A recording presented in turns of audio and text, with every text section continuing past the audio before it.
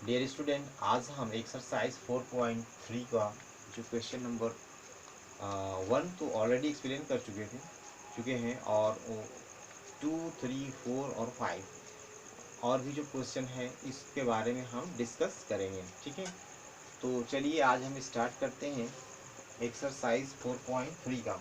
देखिए question number 1 given है, sorry 2, क्योंकि 2 से हमको चलना है। Give the equation of two line passing through 2, 14। ठीक है, 2 और 14 से पास होगा। ठीक है, give the equation of two lines का टू लाइंस बताना है, इक्वेशन ऑफ टू लाइंस बताना है। ठीक है, और वो लाइंस जो 2 और 14 से पास होगा। तो how many more such lines are there and why. देखिए पहले जो ज्योमेट्री में आपको कॉन्सेप्ट में ये बताया गया होगा लोअर क्लास में भी कि अगर कोई एक पॉइंट गिवन है तो उस एक पॉइंट से इनफाइनाइट लाइंस पास कर सकता है। सपोज करिए कि एक हमारा पॉइंट है, इस पॉइंट से बहुत सारा लाइन पास होगा, ऐसे जाएगा ऐसे जाएगा लाइक दिस। तो एक पॉइंट से इनफाइनाइट लाइंस क्रॉस करते हैं, पास होते हैं। ठीक है, तो यहाँ पे 2, 14 गिवन है तो हमको 2 लाइंस बताना है। ठीक है, तो 2 लाइंस बताना है और हमारे पास 2 और 14 गिवन। तो जैसा कि आप इससे पहले वाले क्लास में आप देखे होंगे कि x का वैल्यू इंडिपेंडेंट था और इंडिपेंडेंट वैल्यू को रखते थे तो डिपेंडेंट वैल्यू y का होता था, y का वैल्यू अपने आप आता था, मतलब सॉल्व करने के बाद आता था। तो ऐसा कौन सा इक्वेशन है जिसमें ऐसा हो सकता है, राइट। तो अब देखिए जैसे हम x प्लस वाई लिखते हैं, x प्लस वाई दोनों को ऐड करेंगे 16 आएगा। x का वैल्यू इसमें 2 पुट करिए, y का वैल्यू 14 रखिए तो 16 आ जाएगा। तो ये हमारा एक तरह का इक्वेशन है जो पास होगा 2 और 14 से। ये linear equation in two variable है। दूसरा हम लेते हैं कि अगर y माइनस 2 करते हैं, that means y minus 2 means 14 minus 2, तो क्या आना चाहिए 12। तब ये भी हमारा एक इक्वेशन है, linear equation in two variable है जो उसको होल्ड करेगा, मीन्स 2 और 14 को होल्ड करेगा। आप अगर चाहें तो इस 2, 14 को इसमें पुटअप करिए और इसके बाद चेक करिए कि ये राइट साइड का इक्वल आता है या नहीं आता है। तो ये आएगा, ठीक है, क्योंकि ये होल्ड कर रहा है। तो इस तरह से सोच करके जो प्रीवियस इक्वेशंस था उससे हम लोग कुछ सीखेंगे, उसके एक्सपीरियंस के आधार पर ये हम कुछ इक्वेशन, लीनियर इक्वेशन आप खुद से भी दे सकते हैं। ठीक है, चलिए क्वेश्चन नंबर 3 है। If the point 3, 4 lies on the graph equation 3y equal to ax plus 7, find the value of a। ठीक है, तो चलिए क्वेश्चन नंबर 3 देखते हैं।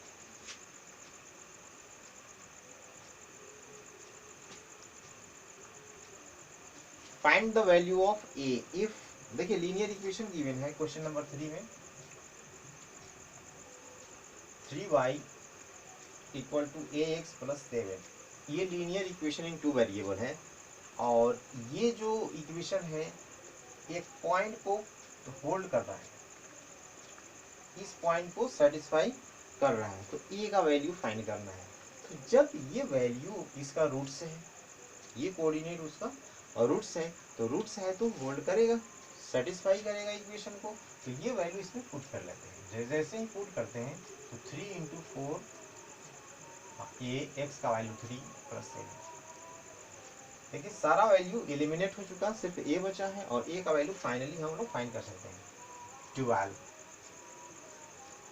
3a प्लस 7 और 7 को इधर शिफ्ट करते हैं तो 12 माइनस 7 इक्वल टू 3a और 5 इक्वल टू 3a और a इक्वल टू हो जाएगा आपको 5/3। ठीक है, 5 equal to a equal to 5/3।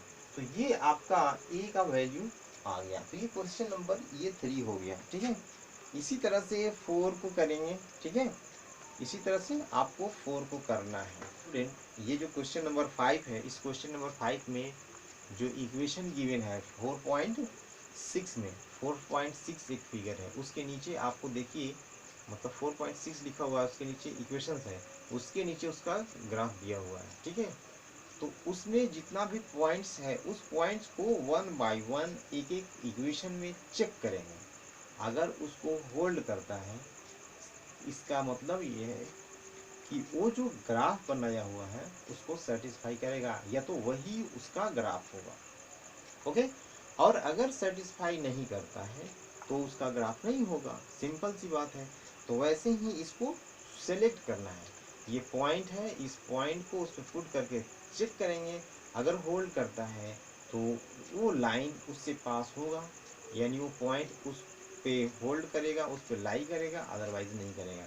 तो क्वेश्चन नंबर 5 में ऐसे ही फिगर है और इक्वेशन गिवन है, और आपको क्या करना है, सिंपली उस पॉइंट को उस पे पुटअप करना है और सॉल्व करके चेक करना है कि ये इक्वेशन है या नहीं है। It okay.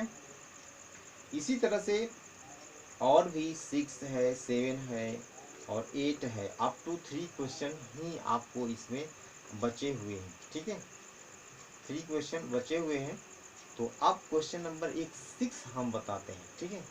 तो क्वेश्चन नंबर 6 देखिए क्या है इसका, और इसके बाद जो रिमेनिंग क्वेश्चन होंगे वो आपको खुद से करना है। स्टूडेंट, अब हम क्वेश्चन नंबर 6 बता रहे हैं। देखिए क्वेश्चन नंबर 6 में ये दिया हुआ है कि कोई भी बॉडी है और वर्क करता है, ठीक है।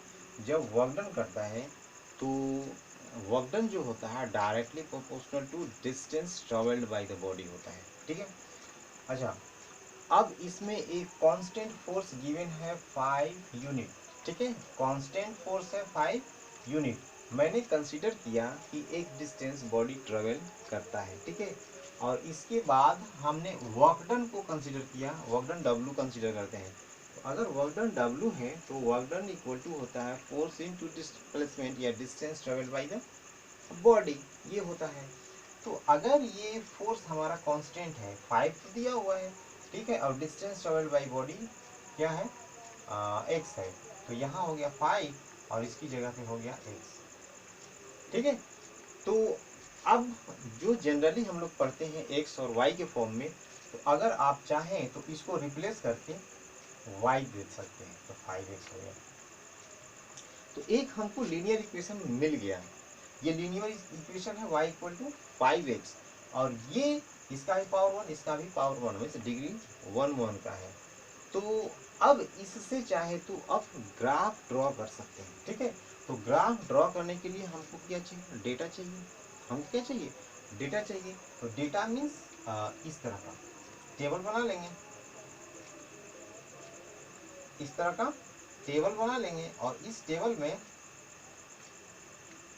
x और y का वैल्यू 1 बाई 1 क्या करेंगे, पुट अप करते जाएंगे, ठीक है। अगर x का वैल्यू 0 हो जाता है तो y का वैल्यू भी 0 आएगा, x 5 इंटू 0 0 हो जाएगा। x का वैल्यू अगर 1 पुट अप करते हैं तो y का वैल्यू 5 1 जा 5 आएगा, ठीक है। x का वैल्यू अगर हम -1 रखेंगे तो ये -5 आएगा, और x का वैल्यू -2 रखेंगे, ठीक है, तो ये वैल्यू जो आएगा -10 आएगा। इसी तरह से 2 रखेंगे तो 10 आएगा, ठीक है। तो किसी भी 2 पॉइंट्स को लेंगे और इसके बाद हम लोग एक ग्राफ ड्रॉ कर लेंगे, 1 2 3 4 5, 1 2 3 4 5, ठीक है। देखिए अगर 0 0 लेते हैं तो यहाँ है, 1 5 लेते हैं मीन्स 1, इसके बाद 5 मीन्स यहाँ पॉइंट आ गया 1 5, इसके बाद -1 5 मीन्स -1 और -5, तो -1 का मीनिंग क्या हुआ, इधर 1 2 3 4 5, 1 2 3 4 5, तो ये हो गया -1 5 ऐसे, ठीक है, ये पॉइंट। और ये जब मिल गया आपको तो अब इसको क्या करना है, ऐसे स्ट्रेट लाइन ड्रॉ कर लेना है, ठीक है। स्ट्रेट लाइन हमने ड्रॉ कर लिया। अब इसको ड्रॉ करने के बाद अब चलिए क्या बताना है कि यहाँ हो गया, ठीक है। तो अगर ये हमारा जो भी फिगर मैंने बनाया, ग्राफ जो भी बनाया, ये एस टी अप्रॉक्सीमेटली फिगर है, ठीक है, एग्जैक्ट नहीं है। तो अब जो क्वेश्चन आगे दिया हुआ है इसका कि आप पहले ग्राफ बना लीजिए और इसके बाद उस ग्राफ को रीडिंग करिए और ये बताना है कि read from the graph work done when the distance travelled by the body is, ठीक है। तो अब हमको इस इक्वेशन से नहीं लेना है, ठीक है, अब हमको कहाँ लेना है, यहाँ इस ग्राफ को रीड करना है और वहाँ से डायरेक्ट बताना है कि अगर डिस्टेंस 2 यूनिट है, ठीक है, डिस्टेंस 2 यूनिट है, तो डिस्टेंस हमेशा तो पॉजिटिव में आएगा ना। तो ये जो है यहाँ से 2 लिए, यहाँ से 2 लेते हैं, ठीक है, 2 ले लिया। तो अब हमको ये बताना है कि वर्क डन कितना होगा। तो वर्क डन हमारा है क्या, मीन्स जो y का वैल्यू होगा वही हमारा वर्क डन होगा, ठीक है। x का वैल्यू तो 2 लेना था, ले लिया। अब y का वैल्यू चाहिए, तो y का वैल्यू के लिए देखिए, अगर हम यहाँ से परपेंडिकुलर लाइन इस साइड में अगर एक्सटेंड करेंगे, नीचे देंगे, तो ये कभी भी इसको इंटरसेक्ट नहीं करेगा, ठीक है। तो जब इंटरसेक्ट नहीं करेगा तो y का वैल्यू फिर हमको नेगेटिव डायरेक्शन में आएगा ही नहीं। तो अब हमको पॉजिटिव डायरेक्शन में इसको एक्सटेंड करते हैं ऐसे, ठीक है। ये जहां भी जाएगा, ये जहां भी जाएगा, जिस पॉइंट पे कट करेगा उस पॉइंट को वहां से फिर परपेंडिकुलर y एक्सिस पे ड्रॉ कर लेंगे, समझ में, ठीक है। कैसे करेंगे, जैसे हमारा डिस्टेंस ट्रेवल्ड, x का value distance travelled by the body है, तो डिस्टेंस ट्रेवल्ड कितना है 2, तो 2 यूनिट हमने ले लिया। और इसके बाद इस डायरेक्शन में कहीं भी एक्सटेंड करने पे इंटरसेक्ट नहीं करेगा। अब इसको पॉजिटिव डायरेक्शन में एक्सटेंड करेंगे तो किसी न किसी पॉइंट पे जाकर के इंटरसेक्ट करता है। जिस भी पॉइंट पे इंटरसेक्ट किया वहां से परपेंडिकुलर लाइन ड्रॉ करेंगे ऑन y एक्सिस, ठीक है, y एक्सिस पे। तो यहाँ पे x एक्सिस पे भी परपेंडिकुलर हमने लाइन ड्रॉ किया है, ठीक है, इसको परपेंडिकुलर कंसीडर करना है। तो ये परपेंडिकुलर लाइन यहाँ से ड्रॉ करेंगे, तो जहाँ पे इंटरसेक्ट करेगा वहाँ से फिर y एक्सिस पे हम परपेंडिकुलर लाइन ड्रॉ करेंगे। और यहाँ जो y एक्सिस पे जो रीडिंग बताएगा वही हो जाएगा वर्क डन। तो ये अगर सपोज करिए 10 है, तो यानी वर्क डन जो हुआ, वर्क जो हुआ वो 10 यूनिट में आएगा, 10 जूल में आएगा, ठीक है। तो ये हो गया। इसी तरह से और दिया है, अगर 0 हो तो मीन्स x का वैल्यू 0 हो तो y का भी वैल्यू इसमें 0 है। इसका मतलब कि उस वर्क डन पे हमारा जैसे क्या होगा, 0 पे होगा, वर्क डन उस समय 0 होगा, 0 पे 0 होगा। और जैसा कि हमने देखा 2 पे, इसी तरह से अगर 3 दिया हो, 4 दिया हो, तो उस पर वर्क डन कितना होगा, तो 3 पे आएंगे और उसका परपेंडिकुलर लाइन ड्रॉ करेंगे अपवर्ड डायरेक्शन में, और जहाँ पे इंटरसेक्ट करेगा उस पॉइंट से हम लोग परपेंडिकुलर लाइन ड्रॉ करेंगे y एक्सिस पे, तो उससे हमको मिल जाएगा वो वर्क डन कितना होगा, y एक्सिस पे जिस पॉइंट पे भी कट करेगा वो वर्क डन मिलेगा। It okay. तो अब इस वीडियो में इतना